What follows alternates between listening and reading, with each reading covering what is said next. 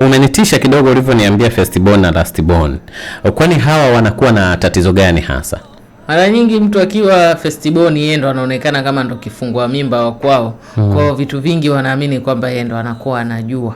Kwa akiwa ametoka na notion au na fikra hiyo nyumbani kwao kwamba yeye ndio anatoa suluhisho la kila kitu, yeye ndio msuluhishaji mkuu, yes, ndio nani. Akija nayo hiyo kwenye maisha ya kawaida, labda kwenye ujamaa, kwenye urafiki, kwenye biashara, ndio sasa mnakutana na mtu kila unayemshauri anakwambia hapana, wewe huwezi kunishauri, mimi najua kuliko wewe.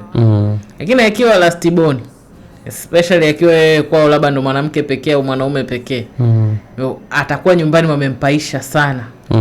Malezi yake alikuwa amepaishwa sana, ameonyeshwa kwamba wewe ndio wewe, hakuna mtu mwingine anayejua zaidi yako wewe. Baki hapo hapo, wewe upo juu. Sasa akija anaanza kukufanya wewe ukaanza kuhisi kwamba wewe hujui, jamaa ndo anajua. Madamu katikati ama katika hizo nafasi mbili upo?